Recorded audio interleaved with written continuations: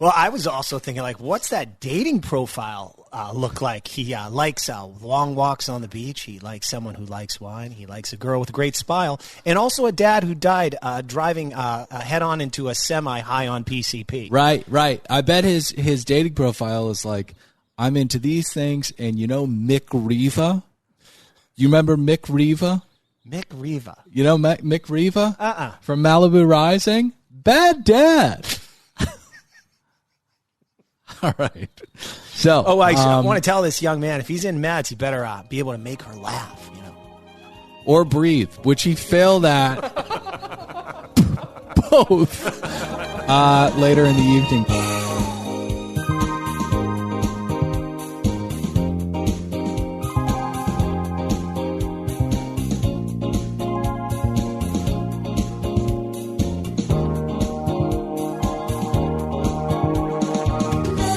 Hi, hello, and welcome aboard another brand spanking new episode of another Below Deck podcast. My name's Dylan. I'm settled up next to one Patrick Hickey. Permission to come aboard. Granted. Oh, jeez, it's a helicopter flying above yeah. us. Producer Kalen is back from his leave of infirmary. Glad to be here. Yeah, I'm glad you're here too. He's got me really hot tonight. He's just fucking up left and right. I had to print out this tax form for him. You know, HP products are more convoluted than most products. Yeah. The gauntlet that I had to go through to get this tax form printed out for this young man, because we're paying him now. You know, it's got to be all by the books, you know, because the fat cats can pay $750 a year. Hey, Rick Scott, he can pay $750 in taxes a year. We have to cover our ass. So I bring this tax form in. What does he do? Whiffs on the first entry, just fucks it up, writes the wrong address in. God damn it. Kaylen, I got some whiteout. I'll bring it out during our break, okay? All right. We'll fix that. You have form whiteout? up. Yeah. Wow.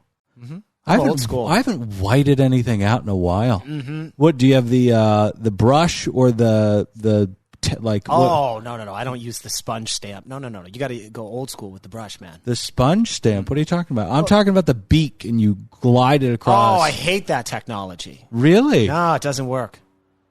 What do you even call that? I don't know. Tape. Yeah, it's like whiteout tape. Yeah. Anyways, we're here to talk about Below Deck.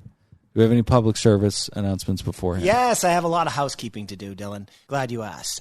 When you're the number one Below Deck podcast recap in the world, you're going to get some feedback, you know? And it's a niche category, but we are the champions of it. Yeah. And, you know, I'm as kind of a journalist or a podcast, whatever you call me, I like to be accurate, you know?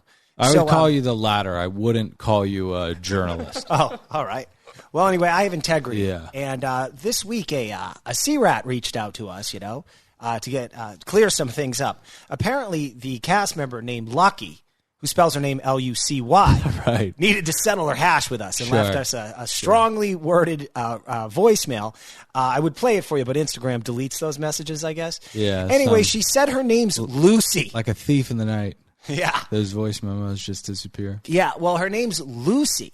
And she says she doesn't know where the hell we got that whole Lucky business. Yeah. I do. You said it. You said I'm lucky on the first episode, Lucy. Well, and also it's a thing that, and Lucy,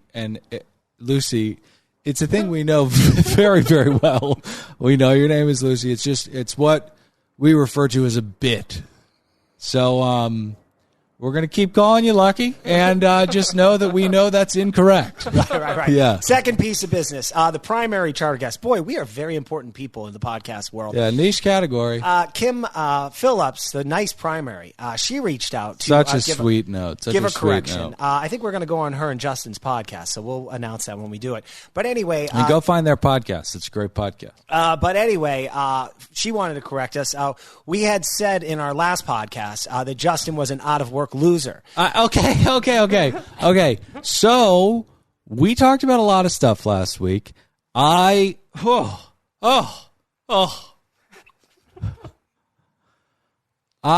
remember painting a beautiful but sad portrait of me in the top bunk of my divorced father's apartment bedroom for us waiting with bated breath, watching American Idol. So me, as a millennial, I don't think that I would speak ill of Justin Guarini like that, because what did you say we said? I'm paraphrasing. But what was the paraphrase? Well, I think paraphrase the paraphrase. We had said that he was out of work and he got dropped from his record label and an his life was in out-of-work shambles. loser, right. So that's what Patrick said. I do not feel that way. I thought you said it. Anyway, Kim corrected us. You'd be happy to know that Justin is very successful, and he's actually performing on Broadway right now. He's a Broadway performer. So congratulations, So Justin. go check out their podcast. Go check out Justin Guarini on Broadway. Yeah, Broadway. Yeah. Mm-hmm. You know, I hear Hadestown is fantastic. Is that right? Yeah. I'll have to check it out next time I'm there. You gonna go? You gonna go soon? What's it about? Hadestown? Mm-hmm. I don't know. Is it about? I think it's like Dante trying to get out of hell. Can't look back. Oh, that seems depressing. No, it's like fun. I think I'd rather go see Mean Girls. Oh, are they adapting it for the stage? Oh, it has been adopted. Okay. Do you want to get into anything that Pastor Jonathan said over the weekend? No. Let's just get into our thoughts and knots. Let's get into our thoughts and knots. I'll go first. I am, of course, in love with this cast, but I feel as though we're having a pretty tepid start to the season. Maybe we've just been spoiled with this show, because I don't know what it is, but maybe it's a personal growth, evolution. But the ball of snake stuff is really not doing it for me anymore. I mean, I'm really, it's I don't want to say it's vanilla. It's just that it's not moving the needle. I feel as though I've developed a tolerance for this hot shot. You know what I mean? Mm-hmm. It's very sad. Well, Dylan, you should be happy. 20 pots. Also, Gary is not doing himself any favors. I mean, he's just acting a fool. He's acting a fool. Well, Dylan, I pointed out in the last episode that Captain Glenn definitely doesn't have his eye on the ball anymore. He's more interested in selling salami. Yeah. Same kind of deal with Colin, the old sea dog, and Gary. Television has gotten into their heads. I'll get into it. Later on in the episode, these two guys are fucking riding around the Sardinian Sea like they're the goddamn Silver Surfer. Right, like they don't have to work anymore. That's my point. Yeah. Jesus fucking Christ. It's ridiculous. Well, anyway, I'm enjoying the episode because I'm seeing Gary's downfall. And he's got some competition this season. And it's kind of fun to see him. Normally he's kind of cool, calm, and collected. Chase has got him a little off his game, and certainly Alex there, despite being a blackout drunk, he's really got Gary, off balance this season. Yeah, something that we kind of glossed over, which I feel is important to bring up. I think that we came tonight, we've had, brushes with danger in the past, Ashton getting his leg ripped off and other things, Lee falling in the shower. People have been in peril. Sure. But tonight I feel as though we came closest to a sea rat death as we've ever come. I mean, Alex almost drowned in that jacuzzi. And if Mads and Gary were off, I don't know, exploring each other's orifices, and he was left there, I mean, that young man would have become a Korean water ghost in 2 seconds. Yeah. Some kind of fun, party one, he didn't die in a well. He died in a jacuzzi on a yacht. Still makes that noise, but he's like, I don't know. Is that Alex? Yeah. He's like, yeah, it's me. And then their face contorts in. Yeah. And then somebody makes a VHS. Sorry I interrupted you, and then sure. I don't know where I am. So I think it's a fun episode. I am really excited that everybody's single. I like the little drama going on between Chase and Gary. And once again, Gary seems like he's not into the show or being a bosun. So we'll see where this season goes. Right. 15 knots. Okay. Do you want to kick things off? Oh, sure. Okay, so the show starts. Gary and Sea Dog chat about Chase. Right? Yeah. They both agree that he's got a good work ethic, but he's pretty fucking annoying. Well, Gary, and I think the issue with this whole thing is that Chase has this personality of like a Jetsons character. Like there's just too much bubbliness. Yeah. And that's a kind of personality that grates on sane people. I guess there are people out there who kind of appreciate that kind of overwhelming positivity. Mm-hmm. I'm not one of them. So if I was around Chase, I'd be rather annoyed too. But Gary is saying things, as I mentioned, he's losing it. He's saying things like, there is no way that Chase knows more than me about boats. It's like, Gary, you sound like a second grader right now. You have to stop talking like that. It's so nuts. There's no way he knows more about boats. Why are you even saying that? Yeah. He's Garrett. Getting to his self-esteem, man. I have to say this about Chase. So typically you go, he's a nice guy, hard worker. He's a bit of an overachiever. Has an eagle tattooed on his chest. Oh, my God, that tattoo.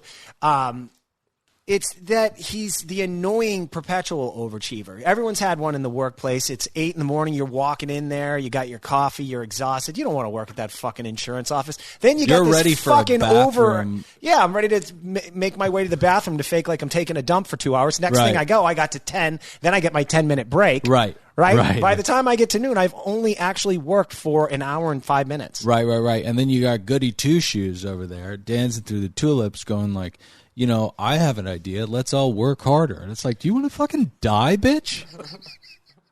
All right, you want to hear what happens next? Glenn breaks the good news to the charter guests. By the way, that hypothetical was not directed. Oh, no. That wasn't gendered. I was just like, I shouldn't have used the B word, but I meant it in like in this Lord of the Flies kind of insurance salesman kind of hypothetical. Like that person's like a gnat. So like, there's like a tough guy, like, you want to die, like that kind of thing. No apologies needed. Sorry. I think people understood. Well, anyway, Glenn breaks the good news to the charter guests. There's not a lot of wind, so he won't be killing anyone today. And Primary Kim, she's just so damn nice. No knives will fly. I believe she said, that's okay, Glenn. I didn't need to have a meat tenderizer hurled at my orbital socket today. We're on vacation, So, but, you don't want. It's a day wasted. If we've got lemon bliss balls to eat, Patrick. Who could be disturbed by not sailing when you've got a day ahead of you and lemon bliss balls in front of you? I mean, what a name. We've also got some smoked salmon eggs, Benny, and Alicia is really, I would just say, like, she's just popping off. She's popping off. I mean, she's really excelling this season. I mean, the bourbon tasting was fantastic. Yeah, I thought that was going to be a huge mistake, Right, I guess it worked out. Yeah. So Daisy is under fire a bit. So when she sees that, whoa. No. I'm at the good part. I'm at the good place. Okay, so Daisy is told that Lucky has been sent out to do some tender work on their way to the beach, correct? Am I moving way ahead? Flying, man. What is going on? Well, Daisy, let's start off. Daisy's a little insecure right now because she's behaving like a horrible stew, right? So she needs to get on top of these toilets and make sure there's lots of toilet paper, okay? And then you got that goddamn galley with that fucking eel that's still around. And then we get this first part of Ileana's childhood trauma, which evolved into her being a sea rat or not. Apparently, she lived in a What do you mean, or not? Well, there's some much more intense trauma that we learned from later on from Ileana. But right now, I thought this was the trauma. She actually lived out a scene of the film Anaconda as a small child. A snake got snuck in her house, and her fucking father, why am I swearing so much? Forgive me. Had to chop its head off. I feel bad about the B word, but who am I? Could be dangerous. Oh, it could be dangerous. It's Jonathan Voight from Anaconda. Oh, right. Yeah, he's trying to fuck Jennifer Lopez. He's like, I haven't been with a woman in a long time. Could be dangerous. It's such a fantastic movie. What a great death. That goes down in top 10 best film deaths in history. And where in the top 10 is it? 10. He gets swallowed by a gigantic anaconda and then he gets regurgitated. Right. Only to be eaten again. But not before blinking to some of his fellow cast members. Hello, fellow cast members. What's number one on the list of top 10 movie deaths? Oh, let's see. Scarface. Maybe. That's a great one. Yeah, that's a great one. Throwing literally a bucket of Coke up his nose before firing off that machine gun. Oh, I know a great one. Say hello to my little friend. I know a fantastic one. And it would be pretty close to the top 3. Swayze in Point Break. After this entire journey of him trying to find the biggest wave, is allotted that opportunity by Keanu, Johnny Utah, to go and surf. And that will ultimately kill him in the end. I mean, what a beautiful ending. Point Break, what a film. All right, let's get back to the show. Okay, yeah. All right, so then this is when some of the guests decide they want to do some water toys, but then we got to pull an audible here because someone forgot to charge the damn batteries. The e-foils are not charged, so we're going to take the guests out via tender. Now, Lucky says that she cannot go, and Gary has quite a bit of a little shit fit here. I mean, the guy he's got something up his butthole. and I think it's a stick. He goes, this is great. And Glenn's like, what are you talking about? You know that kind of thing where you toss a fly out so that somebody can bite? It's really immature behavior. Well, it is. It's unbecoming. Keep it to yourself or have a conversation with somebody about it. Here's the other thing, and most of us that have a supervisor or manager, the worst thing you can do, and you try and avoid it with all your skills, never start the manager making a list on you or a dossier, because it's all downhill from there. Nobody wants a dossier. That's where Chase is with Gary right now. He's already on his S list. That means now every little thing he does, or some things that he doesn't do, but something gets messed up, it will be assumed that is his fault. Yeah, you got to kind of nip that in the bud, Exhibit A, Idris Elba, and Jim Halpert. They just did not get along from day one. What film was that? It's one of the latter seasons of The Office. Oh, okay. Yeah. Wow. No, Idris and what's his name? Who's that guy? Krasinski. Oh, John Krasinski. John Krasinski, who's a secret agent now. Oh, right. Evidently. Yeah. Kaylin likes that show. What was I going to say? I was going to say this. People do that thing where they try to magnet you to inquire about their well-being. I don't do it anymore. I call this person. I talk to her frequently, and I answer the phone. And I go, "How you doing?" She goes, "I'm okay." And I go, Jesus. All right, great. And I just moved on. Oh, yeah. I can't do it right now. I'm not going to inquire about your mental well-being. Let's just talk about business, okay? Gary, you got to take that stick out of your butthole. All right. Are we too crass tonight? Kaylin, are we too crass tonight? No, you're all right. Okay. There you go. I trust him. He's a producer and all. You trust him? Yeah. I feel like he has a very low barometer for what's, offensive? Yeah. So Chase takes the guests out, professional pride and whatnot. He speaks of professional pride and whatnot. And Gary, I guess I'm going to, double back to this, but I understand Gary's plight because I feel as though Chase is kind of like the Eddie Haskell of the boat a little bit. Go. You know what I mean? I like that. It's like you get, just fucking be a sea rat, okay? This is not the military. You're all drunks. Just calm down. So Daisy wakes up and is told that Lucky is on the tender. She's very upset. So she takes a little look-ski off the bow. And we go into Michael Mann mode, right? Val's going out one door. De Niro's going out another. I mean, the anticipation and the suspense is really ratcheting up here with this little triptych. Daisy is seeing a betrayal on the horizon. And I don't know, the feud between interior and exterior begins here. And I hope it continues because Daisy can really get on one. Yeah, I'm a little concerned that they patched things up a little too quick for my liking this episode. Yeah. There was some apologies made. I won't do it again. Yeah. And I hope that's not the last of it. Well, you see, Gary's an experienced Bushido now in the ways of Daisy. He knows not to fight. And I think that we want him a little more naive because he says that it's easier to lick her ass than it is to fight. And I was like, fucking lick her ass. Jesus.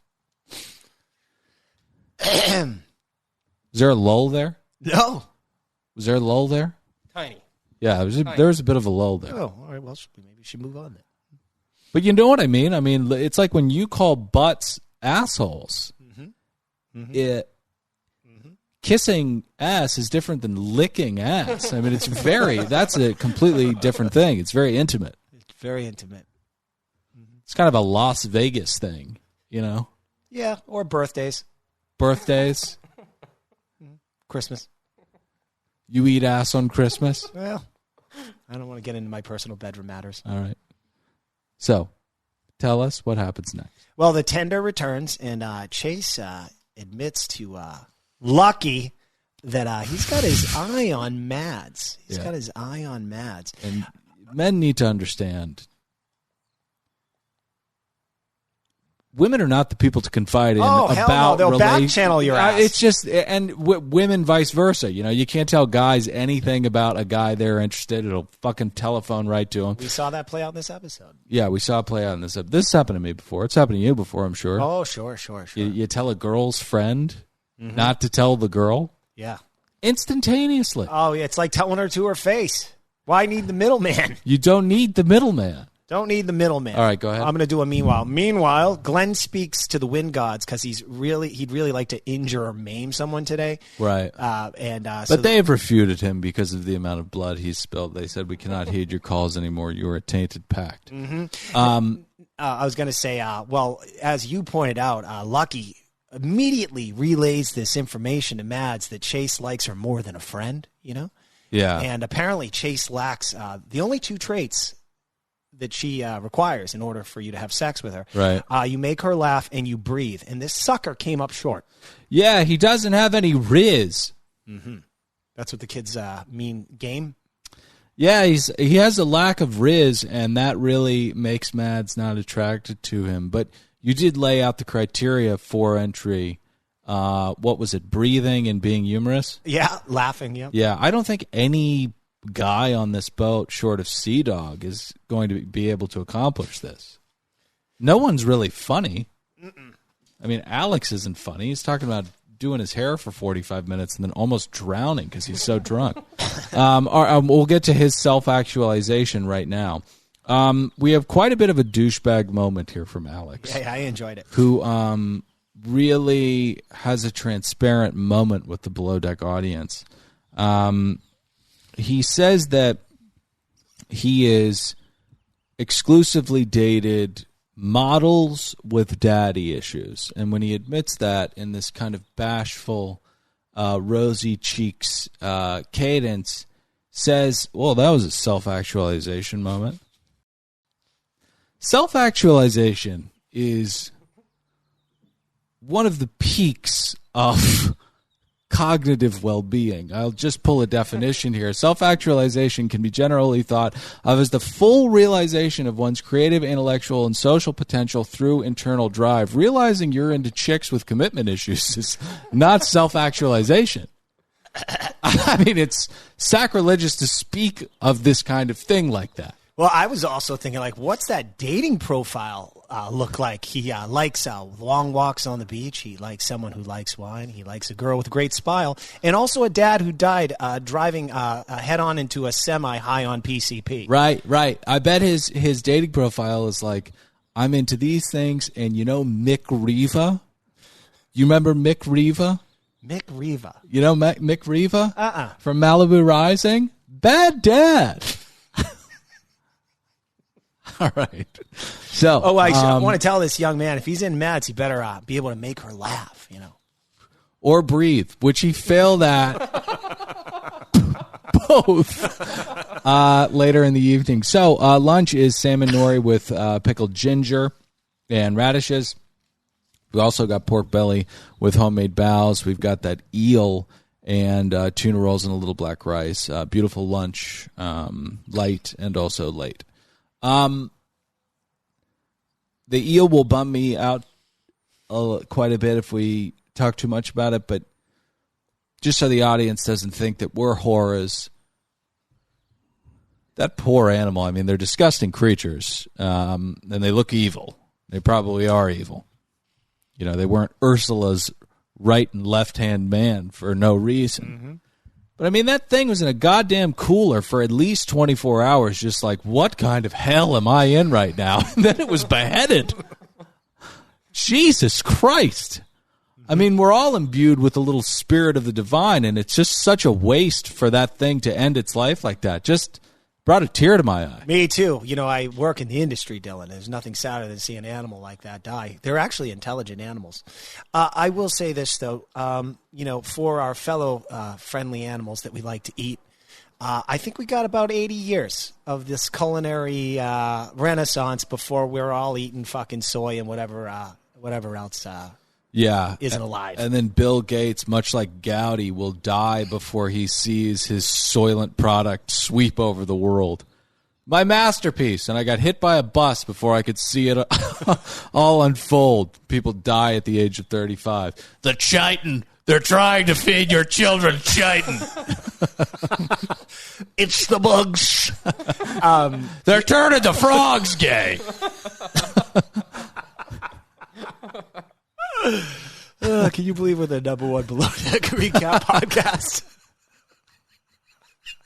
Hi, nice to meet you. My child actually did die. Get out of here, you crisis actor. I mean, how rude. So rude. That's not your name. All right. So lunch is good. Yeah. I feel like Alicia's pulling a Rachel here a little bit. Not in that she is seeing visions of burnt criminals in crude stone prisons, but she's just biting off a little bit more than she can chew. Yep. You don't need to make a homemade pappardelle when you're serving 50 people. You don't need to make homemade bowels. It's an Eastern dough that I don't know if you've done it 15 times before, maybe, but just she's biting off a little bit much. She needs to have a Captain Sandy kind of conversation where Sandy goes, I've been spending a lot of time down there, and I feel like you're committing to too many dishes. Why have you been spending so much time? Then she whips out her phone and on Instagram, she's like, more things that look like this. Right. So Daisy and Gary have a little chat wherein Gary says that it's easier to lick Daisy's ass. We talked about that. We prepped for dinner, but we'll get there in a second. First, let's get to the rope swing. I'm not sure how this thing is allowed on boats that charter guests. The liability here is absolutely insane. We've seen this take down many an older woman with, forget even talking about weight. You need to have like bicep strength to hold yourself up. I mean, I am shocked that we have not had somebody clip the lip of that boat before tumbling kind of on a sideways axis, like outstretched Gumby into the water, which feels like cement at a certain height. Well, this charter guest almost lost a tit. Yeah. I mean, I just have little tiny tits, but imagine if you really slam the water with a boob. There's a lot of stuff in there. I don't know what it's made of, but sounds like it could hurt. All right. So are we at dinner now? We're at the menu and I guess one of these tastings, bourbon tastings, yeah. Yeah, so it's going to be a bourbon tasting. Gary looks over the girls doing the table skates, but we know he's not looking over the quality of the table skate, but rather, what he's thinking. No, he's drinking in pheromones. First course is local peaches, brie, and prosciutto. Second course is an overcooked lamb that is not overcooked at all. But first, these guests, my God, are they sweethearts. Now, the lamb will have whipped feta and sumac onions, but before the course is served, they remember that they left some towels down in their bathroom. Now, I want to say this. Kim, I know you're listening, and I appreciate this. And Dylan and I definitely want to come on you and Justin's show. But I will speak to you about this. You are paying for a luxury vacation. Yes, you can be polite. You can be cleanly. You don't need to be a filthy pig like that person from the last charter. But hear me out. It's a little too much. We don't need people this polite. Yeah. You're kind of setting the standard off. Next, I saw the trailer for next week's episode. They got some fucking meathead barking orders again. Yeah. You're going to throw the sea rats into a mental tailspin here. Yeah, next week we have some log of gabagool, but this week these people are on one end of the spectrum that is incorrect behavior, but it's much better than being on the other end, which is slamming your suitcases down, telling the sea rats to unpack. Oh, don't mind that. That's just my anal beads. I cleaned them recently. It's like, fucking unpack your own shit. My God. But yes, these people are very sweet. So the third course is brisket atop a cornbread that looks to be done in a water bath, or rather custardy. I mean, the meal is just It looked delicious. The meal is fantastic. I'd give it 91 pots. It's a perfect course for ugly Americans who are trying to sip down bourbon. And I'm not saying they are ugly Americans, but a lot of these sea rats are foreigners, so they all think we're ugly Americans. That's right. Shouting about how we won the Revolutionary War because we threw all that tea in the water or something like that. I don't know. So, sea rat sadness, trauma, survivor's guilt. Alicia's mother, poor thing, had 2 children die. before Alicia. Yeah, comedy show, so let's move on. Yeah, My please. goodness Jesus gracious, Christ. that's so sad. Wonderful evening concludes with anticlimactic disaster. Poseidon has woken up on the wrong side of the bed this morning. His target, Parsifal 3. Yeah, Yes. but unlike that moron from last season, almost killed everybody, I guess Alex did a pretty good job. Who was the moron? I forget his name, but he got fired for it. Did he really? Yeah. Remember? Because Glenn was going to give him a chance, and he's kind of milling about on the boat the next couple of days, and Glenn's just giving him that stare that so many unfortunate young women in Europe have seen, those eyes. Oh, yeah. But fortunately for this young man, he was just terminated and not killed and cut up in little pieces and thrown in a bag and buried in cement. Yeah, and we don't know for a fact that they're all buried in cement. Some definitely are. I think he uses more corrosive elements for others. But they are slain and bloodlet. I was in jury duty one time, and there was a cop in there as a juror, Yeah. And you get bored in a jury, the trial's really boring. So we're supposed to be deliberating, but the topic of making a body disappear came up. Yeah. The cop said just use acid. Yeah. But the thing about it, though, is, and this is why, we talked about it on an episode recently, the perfect crime is really hopping somebody up on booze at a high floor with a balcony and just tossing him over. And you just go, the guy, he slipped down. Now, I always get paranoid about this stuff, but, the old saying, just because you're paranoid doesn't mean they're coming for you. They would find the fingerprints on the ankle, wouldn't they?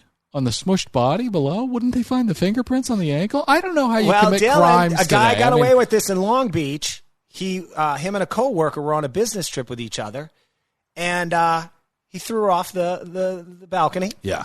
And I think he got found He was like, guilty. what is this? I thought we were cheating on our spouses. That's what he said. Yeah. So they did the fingerprints. His fingerprints were all over. Right. And also, he'd been in that room, which was But her not room. enough motive to convict, right? No, he got off. Wow. He's back with his wife, living in Arizona. I did it on PMZ, I think. Wow. Mm-hmm. Yeah. So anyways, keep going. Oh, yeah. Okay. So anyway, let's see. It's next morning, breakfast. This is where Gary starts getting a little prickly towards Chase again. And I have to say this about the nature of their relationship at this point. They're both to blame for this. Yeah, absolutely. Chase is annoying, and then Gary's being a lunatic. Oil, meat, water. Mm-hmm. And Chase is like a grapefruit, like a bubbly, And Gary's like acrid olive oil. They just don't mix. So we dock. Lucky continues to break shit. We talked about it last episode. There's a bad edit, and then there's something wrong here. Mm-hmm. Because there are saints that help you with things, like Saint Anthony. I think helps you find stuff. This is like one of Lucifer's angels is following this young woman. I mean, she has almost died every single episode. Yeah, or that thing that chased those kids in that airport, and they blew up the plane, and then went around and killed them. It took like 2 hours, Yeah, yeah.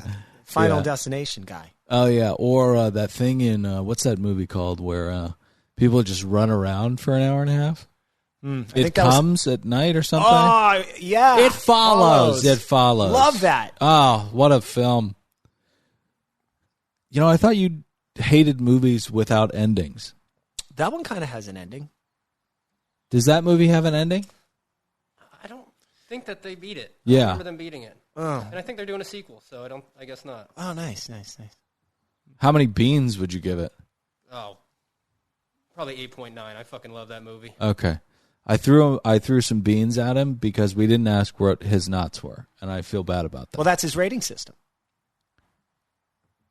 No, I know that. Oh, okay. All right, so we bidded you to some of the best guests we've ever had, but how did they tip? We'll get there. Chase says he smells like an elephant scooch. Lucky blasts her boobs with hot water, and we move on to a little chat between the boys. Mm-hmm. Pat, how does this go? Well, I think it's pointed out by Sea Dog that Gary's never had to have any competition with fellow crew members for whatever reason that is. Sea Dog's looking forward to kicking the shit out of his dick. Right. Well, with competition, when you only have one person, take the show that we used to recap, Bachelor. We got one guy and sometimes up to 28 ladies. They're all falling over each other to fight for this douchebag. Yeah. You can even be gay. Right. And 26 women will fall over. Right, I'm referring right. to Colton from season 25. Sure, Yeah. But anyway, but Gary... And this is a metaphor for Amazon's dominance of the retail space, correct? Mm-hmm. Yes, It's exactly. similar to that. Right. Yeah. So anyway, so Gary now is off his footing. He's typically very confident, and he seems very desperate and pathetic now, especially at that dinner table. Yeah. Yeah. So I don't know. I think this is going to be fun. Anyway, do you want to see the tip meeting? No. Okay. Chase. These mic arms are so ridiculous. It's like, calm down. Chase says that he's going to go after Mags or Mads. And again, I love these old boy talks like, there's no say on the other side. Right. Like, Chase, you're in for a rude awakening, buddy. You've not factored in the variable of consent or interest. Well, he thinks he's at a 70s key party. Right. Hey, those are my keys. So hop in the hop in the Porsche. Yeah, to be fair to him, they did make out, so I understand how he could be confused. Oh, that's right. Yeah, that's right. But Gary says, like, okay, cool, bro. Yeah, cool, bro. Cool, bro. I won't go after her then. And, it's just, you can tell that it's a slithering lie from the get-go, and Chase sees it too. Ladies and gentlemen, this is your captain speaking. Oh, no. We have to get to the tip meeting. Mm-hmm. Yeah. 23 grand. That's $22,500 each. That's a decent tip, but they were so nice and so easy to deal with that it doesn't need to be $30K. Right. You know what I mean? What would you rather have? Oh, I'd rather have the money. Yeah. Yeah, because then I can hate you while I'm serving you. Right. Yeah. Yeah, I feel like it's better for bonding for the sea rats. Mm-hmm. Like similar hates. That's what bonds people. My wife and I right. always say, hating similar things it bonds us. Yeah. Similar hates. Right. Yeah, I mean, the Nazis were extremely unified.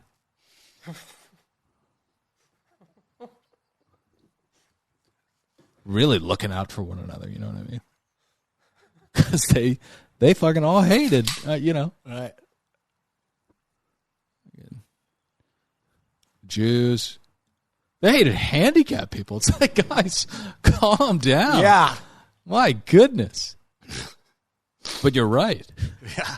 You were going to say Gary announced something over the radio? Yeah, he goes, ladies and gentlemen, this is your captain speaking. It's time to get fucked up. I thought he said Wonder Twins, form of drunken, horny sea rats, ready to make bad decisions. Right, yeah.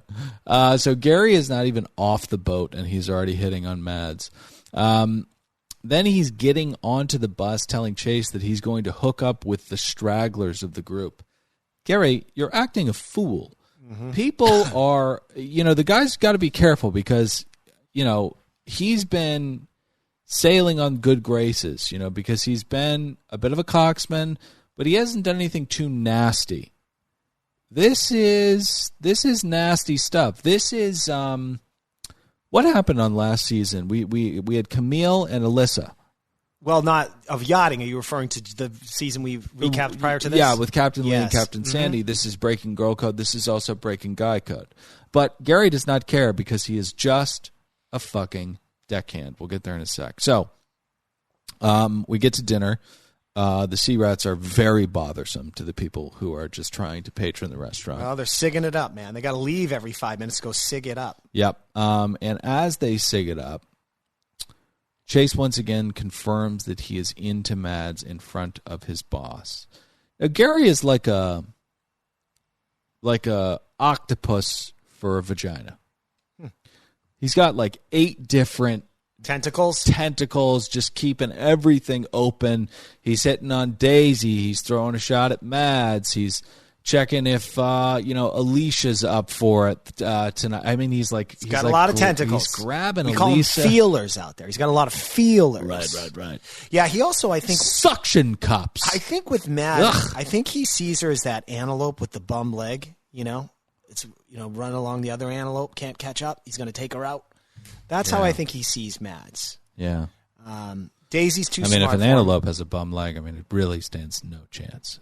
You have to be in peak physical condition to evade the coordinated attack of a pride of lions.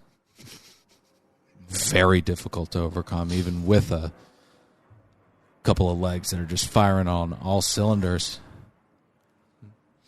I still can't watch this nature stuff. I never watch it. I turn off the TV, and I think anybody who really gets into it is weird. Why are you sitting there watching 5 lions tear apart an animal that's not even dead yet? Yeah. That's sad. So sad. That antelope probably had 2 kids at home. Didn't make it home. Imagine the other antelope telling him, what happened to Mom? And they have to lie. They're like, right. I don't know. She went for a stroll. They're not going to say that, hey, we left her. Right. We had to get away. And then the kid grows up, buys his first parental advisory CD. And then he sees an antelope get ripped to shreds, and he puts the dots together. He goes, that's what happened to my mother. He dives deeper into the world of that parental advisory CD, and he really gets pretty angsty. So that's what sad, man. That's what Gary thinks of Mads. So we get back to the boat. Both vans, irrespectively, speak of cocks that grow erect to the left. Very bizarre. I don't think left, per se. I think they mean it actually bends kind of upward at an angle. I used to have a friend named Fusey, and we saw his penis, and I nicknamed him the Hook. Yeah. Yeah, I think it's actually called a cuervo. Oh. Have you heard of that? No. A cuervo. A cuervo, okay. Yeah. You go ahead, take it. I'm going to look up the definition. Okay, all right, so then we cut back to the boat. We're all back there. Boy, I guess they don't go out to those clubs anymore. Anyway, but why bother? Why spend all that sea rat money? So the jacuzzi's bubbling, shots are being taken, cigs are being smoked, and just then the goddamn party ends for most of these partygoers. Yeah, no, I'm not really finding it. I typed in Cuervo penis, and all that's coming up is Eva Cuervo Latin. Huh. Eva Cuervo has an affair with Fernando Guillen Cuervo, seen in Bulgarian Lovers, WWWXX. Oh. Wow. Yeah. That site's really giving Pornhub a run for their money, These porn titles are insane. Who comes up with the porn titles? Alt. Lambs. Hey, listen to this one. Alt Eva Cuervo. I mean, this is just crazy.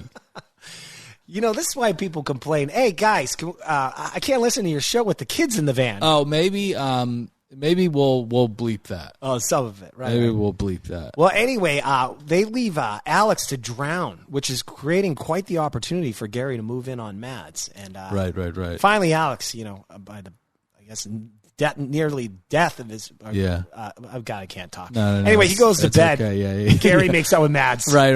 Okay, so Alex does almost die, and that was very close.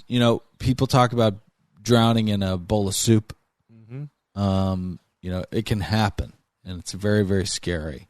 And I think the sea rats need to be careful. I mean, we've heard countless tales of people getting a little bit too relaxed in the coos and slipping into kind of a beautiful death in that you are back in a womb of sorts, and then you kind of descend on the river Styx. Hey, case in point, it happened to Aaron Carter 2 months ago. Is that what happened to him? Well, I mean, there was 18 keyboard cleaners emptied out right next to the bathtub, but sure. Not the same. He did, in fact, drown in the bathtub. Also happened to Anne Heche. Oh, wait. No, Anne Heche turned herself into a human missile and blew through someone's house, lighting herself and the house on fire. Completely different. All right, so Gary and Mads make out. Jump in the iTunes ratings and reviews. Leave 5 stars, kind words. Join us on Patreon.com for uncensored episodes. Vanderpump Rules with my sister Ruby. PMZ, APS, tons of fun stuff. Join us on YouTube. Search another Below Deck podcast. And join us on Instagram. We'll see you next week. I'm Dylan saying goodbye. Pat, say goodbye. Later, dudes!